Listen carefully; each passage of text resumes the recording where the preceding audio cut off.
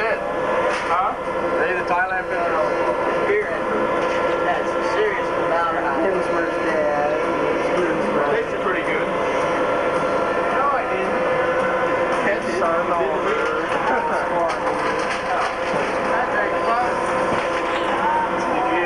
working with the troops.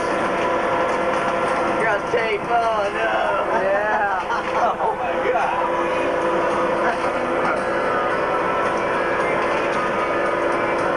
Yeah, You got to zoom out as far as the wall? back all the way. To check the bathrooms and see if they're clear? Yeah, sure. I'll get my bunk and stuff first. Hey, Hassa! This is where we live.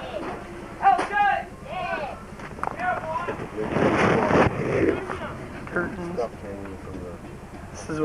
This is my bunk up here, wide open. Okay, bring her down so that they can get the... Yeah.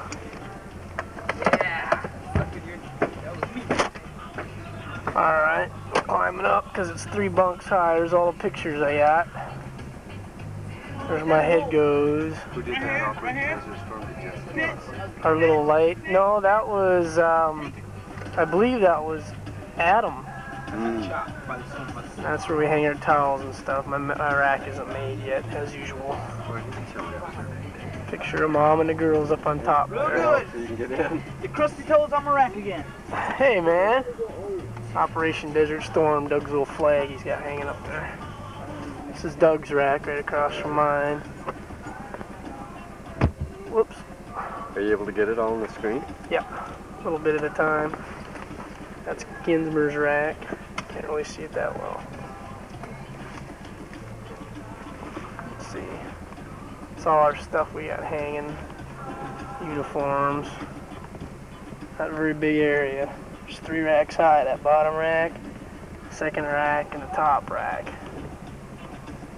Where Dad's been sleeping. This is our sergeant quarters. This is Dad's rack right here.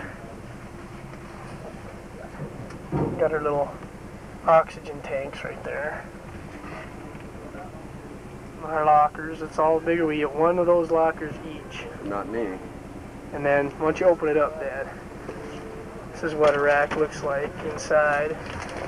Have these little compartments. And then we got a drawer down there also. 1 drawer piece. A little bit extra room. This is our bath. Got the sinks.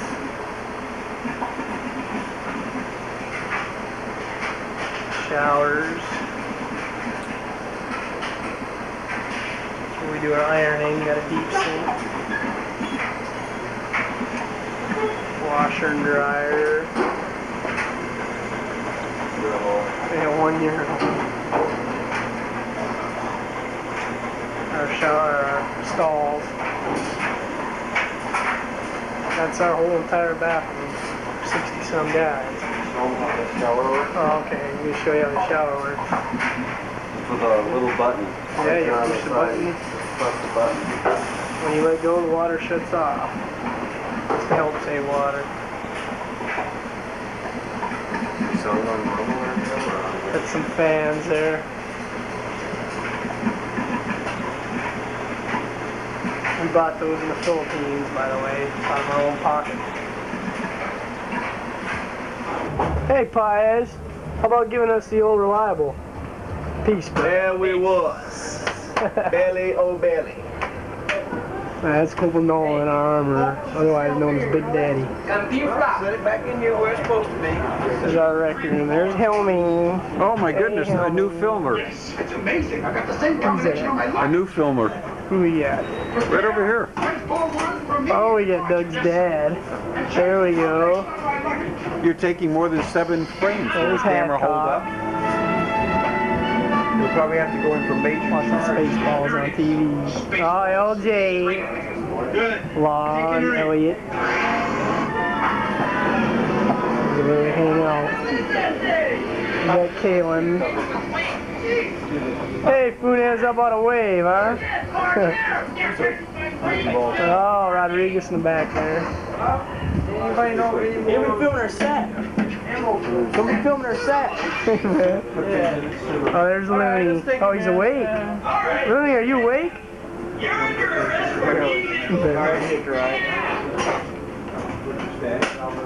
Oh, there's Frazier.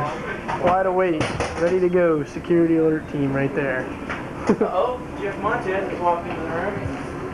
Oh, there we got Montez. Wide angle lens. You can get all the sand in the picture, right?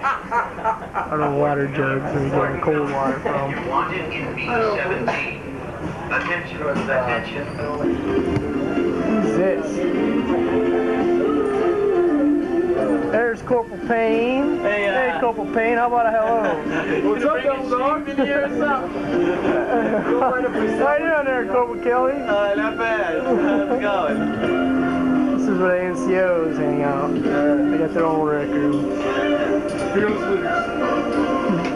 Feel the pride. All their racks are in there, separated from the rest of the animals.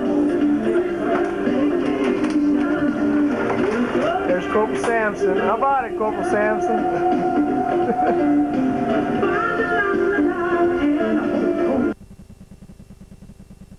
That's correct. Okay. The plane they fly is the EA6 model. It's the four-seater. They normally have them parked. I see it there, right there, the four-seater. Right. The two people in the back are your electronic warfare personnel. They aren't. They're naval flight officers, or they're naval flight officers, right? So they aren't actual naval aviators. They're more. We have one pilot and 3 naval flight officers in the crew. They're responsible for jamming of installation radar and so for electronic warfare counter. Marine Corps also has EA-6 infantry fly. Along with them, there's a lot of things that are similar to Marine Corps and Navy. A lot of the pilots, like Lieutenant Stillmeyer upstairs, was a former Marine aviator, switched over to an aviator. See them trying to get the comparison. So the Lancers jammed the radiators, radar. You can probably explain it better. Right. I can't. The bottom line is you see a prowler, you think defense suppression, and what that means to you is got a whole bunch of strike aircraft that are going to bomb the targets, and our job is to make sure that they go in and hit the target and come back out without getting shot at or shot down. So that's what we do. We have a couple different things. We do jam the radars. We also carry a missile that homes in and destroys enemy radar sites. So we worked pretty well during the war. We went on every single strike that the air wing flew, and if the prowler could not get airborne for whatever reason, then they'd abort the strike. So we were an absolute necessity for every strike the air wing went on during the war itself. Do you have the same fuel capacity for prowlers as you do for A6? Actually, And if they can only get it going the other way. Every once in a while they do. we could just reverse it. Yeah, every once in a while they have a switch on there. They can change it to go down. really? Most of the time, though, it's strictly for the up. We have one forward and we have another escalator aft by the aft mess decks to take you to those areas down there. Yes, sir.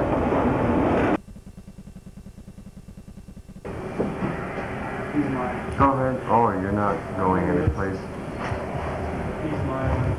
Yeah, they're a pain to run down though. I mean, Yeah, really no are. kidding. They're not evenly spaced. It's not, you know how you do hurdles. Yeah. Every Laszlo, my call sign is Laz. Some of you may have called me Laz or Mr. Laz. This is BAW 116 Sun Kings, and we fly the Airborne Early Warning platform E2C Hawkeye. Here is one of our older E2s, one of the E2s that used to be in the squadron, getting ready for a pre-flight inspection by the plane captain. One of our 150 enlisted troops here cleaning one of the windows before we go on a flight. These are some of the different things about the E2, like the rotodome. It has 6 revolutions per minute, 24 feet in diameter. It also has a -1 degree incidence. So if you go out in the front of the E2 and look at it, it actually goes kind of down at you, looks down at you.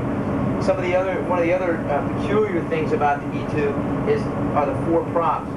You have an Allison engine, and then Hamilton standard propellers.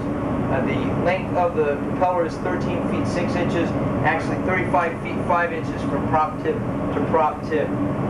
One of the other distinct characteristics of the E2 are the 4 rudders in the back. The reason that we have 4 rudders is because of the prop engines up here.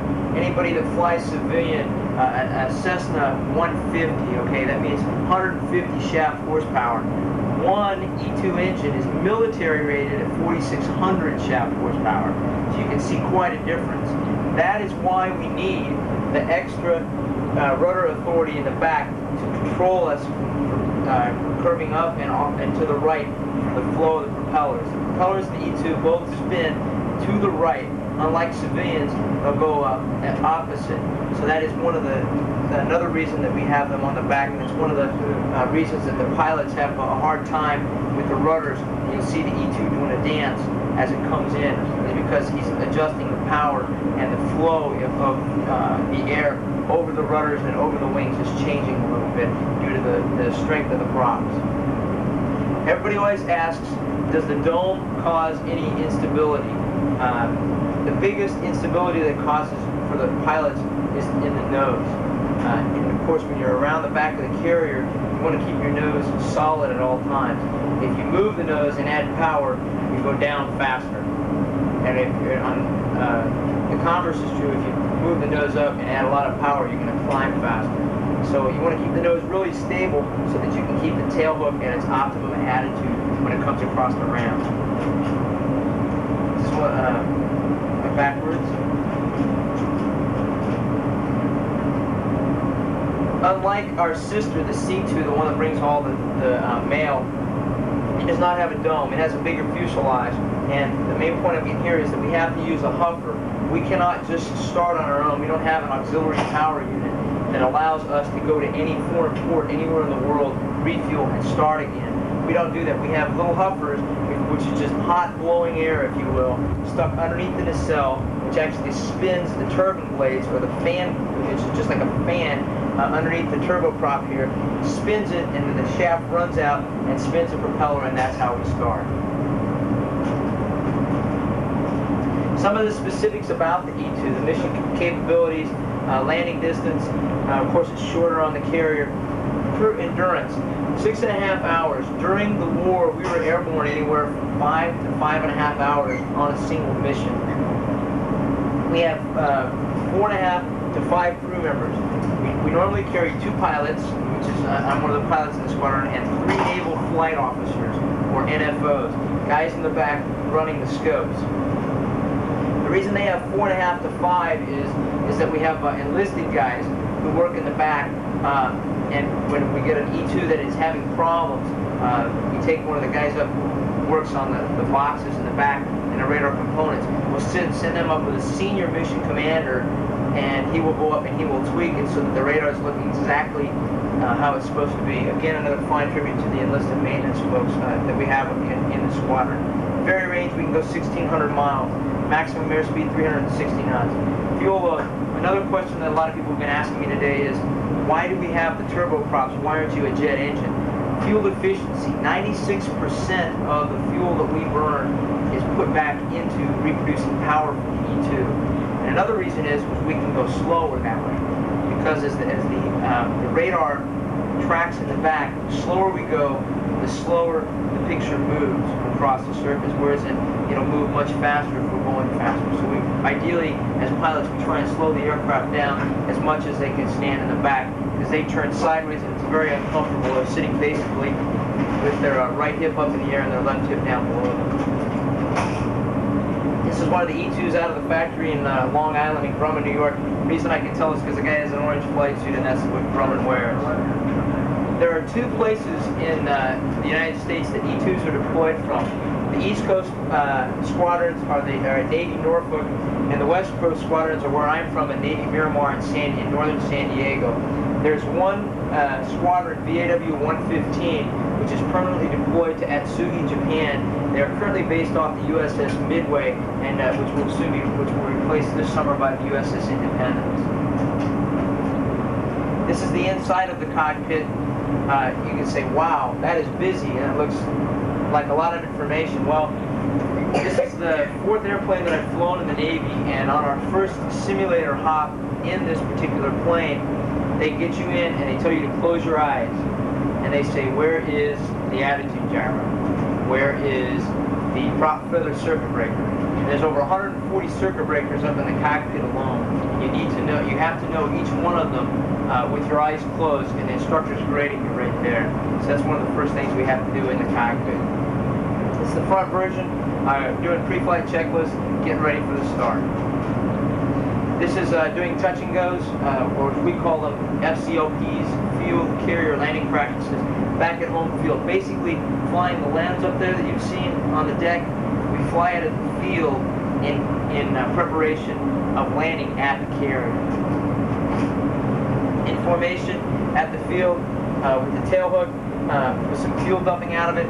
One of the peculiarities and something that all carrier-based aircraft have is a fuel dump. And the reason for that is so that we don't overstress the tail hook or the empennage of the aircraft. In other words, it doesn't get cooled off. It's only the E2 is only capable of withstanding 45,000 pounds on one tug. So we have to weigh 45,000 pounds or it'll overstress the aircraft. This is us in form from the other side. Again, the tail hook is down. This is on the end of the catapult. We go from 0 to 130 knots to 52,000 pound airplane, 26 tons in 2 seconds. 0 to 130 knots. So you can imagine. Wow, that is something. On the other side of the spectrum, on the takeoff, is the landing. This is what the carrier looks like, 180 degrees in the oval pattern from the intended point of landing. So like today, you were up there, you saw them, they go ahead of the ship, they do a real sharp turn, pull, and then they get 180 degrees from the aircraft, and they have their gear down and their flaps down. This is what it exactly looks like for the pilots. And then from there, he keeps his turn in, and he rolls in, and you can see the center line. And he's looking for that, and then you can see a green lens here, which is the start of the Fresnel lens. And you can see he's just a little bit high here, and now you're starting to get a better view of the middle of the landing area. Here again, he's still high, but notice he's right on center line. The big thing for the E2, along with the nose instability, or keeping the nose at one speed, is being on center line. Our wingspan is 80 feet 7 inches. There's only 100 feet here in the landing area. But as you can see, there's a 5-foot safety zone put here, which gives the actual landing area that they want us in into 90 feet. So if you break that down, it comes to 4 feet 5.5 inches on either side. So they demand for the pilots to be precision on the center line. Coming in for landing from the LSO platform, from the landing signals officer platform, which are the guys out in the back who talk to the pilots on the phone, tell them whether they're high, they're low, they're left, or they're right, and catching the wire. Now for the mission, and where the NFOs in the back sit are basically back here, the Airborne Tactical Data System. Our NFOs in the back are overworked, very amazing, and very intelligent individuals. They have 3 guys in the back doing the mission that the Air Force AWACS does. It takes 18 to do. So you can see how much they're overworked. They're not only talking to just the guys in the Army and on the ground and trying to get forward air control and drop bombs, put our bombers for their targets, like the AWACS is. We also have the added component of keeping the ships informed. And we do that through a data link system. And that keeps the Combat Information Center officer very, very busy. There are 3 officers that sit in the back. SECO Combat Center, or the Combat Information Center officer, who is the guy who's in charge. He's the mission commander. In this particular squadron during the war, we have one Combat Information Center officer who only has 3.5 years in the Navy. Unlike the AWACS flies with a general at all times, and if it comes up and a decision needs to be made, the general will make a decision. And in the E2, here we have a lieutenant junior grade, 3.5 years of experience making life or death decisions. And that is how well our NFOs were taught, and that is how much information that they learned in the back. Along with him, he has the ACO, the aircraft controlling officer, who is controlling the fighters that are getting vectored around, as well as the bombers and anybody else who's doing surface search, as in the S3s. Over here you have the flight tech console, or the radar officer, who is responsible for the navigation and making sure that the latitudes and the longitudes that we're receiving from the ship or from a mass of land are matching what we're seeing on the scope. Reason being, if the latitudes and longitudes are off on our scope, the fighters are going to be a little off. And when we're vectoring them in to make a kill, it makes a big difference. Combat Information Center officer, like I said, he's the whole mission of the carrier evolves around the E2 in this particular mission, and all of them. Surface surveillance. On the radar, they can pick up ships, enemy ships or friendly ships on the surface.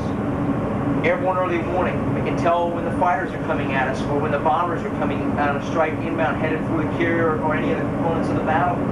We can do that. Airborne intercept control. If we see these fighters or bombers coming at us, we launch fighters. Call back to the ship and say, launch alert 5 fighters. Away they come. We give them vectors, precision vectors, headings, altitudes to fly, to end up right in their tailpipes for the missile engagement. Communications relay. If we have a set of ships that are 1,000 miles in front of us, we can go ahead and fly in front of the carrier, give our information that we need to give back here to January 15th, when the Rangers first started to enter the Persian Gulf. We came up through here through the Straits of Hormuz. We did not pass go. We did not collect $200. We came straight in. And the stationing that they had for us was here, in these blue boxes, were the carrier boxes. The USS Midway was north of us, the USS Ranger was here, and this was left for the USS Theodore Roosevelt, and then later the USS America came over. That's where we were when the initial strikes were started going up to Iraq. The first night, I happened to be airborne at midnight when the whole shebang started. About 0130 local was when they launched the Tomahawks, and about 0300 local was actually when the first aircraft flew over Iraq. As I was going north, there's a little controlling agency here called Bahrain Center, which is much like Los Angeles Center or Chicago back home, or Denver, for anybody that flies in aviation. They control everything here in the region. It took me 10 minutes to explain to the guy, I am an U.S. aircraft going north. As simple as that. He kept asking, what type of plane are you? What altitude are you at? I didn't want to give any of that away. So he finally just got frustrated with me and let me go. So we went up, did our mission, and conversely on the way back, I called the guy, gave him a courtesy call, and said our call sign, Sun King 602, headed southbound. His response was, Roger, sir, the skies are yours. Have a nice flight. And that's all he said. So from January 17th in the morning, when our first strike was started, up until March 15th, when the war was actually over, we never ever checked in with Bahrain Center again. The E2s then were responsible for the air traffic in here. And air traffic, there was a lot. You look at the green lines, these were the civilian routes. And thank God the civilians did not fly during the war. They were smart, because there was just so many aircraft airborne at one time. Unlike, we took a lot of the lessons that we learned from Vietnam and put them all together. Each particular plane, each particular strike was supposed to be at a certain spot in the sky at a certain time. That's why we didn't have any mid-airs. Okay, so they were where they were supposed to be through the discipline at the time they were supposed to be. And the other thing that helped us out to make sure that we didn't have any mid-airs was the SECO in the back, the NFOs in the back, disseminating the information and looking at their radar blips and saying, okay, these two guys might hit, I need to get on their frequency and talk to them and tell them, hey, you've got an aircraft at this time. Or if they couldn't find who both of them were or what frequencies they were on, they would find one of them and at least tell him that, hey, you've got traffic off of your nose at this thus and such a time. When we first started the war, this is some of the other things on here were the orange, were the tankers stations, were Polar, Sully, Slice, and Fort. That's where the Air Force had sent over their assets, their KC-135s, and we could go and get fuel from them at any time we needed. You can see the W's on here, which is where the cap stations were, which is where the fighters were.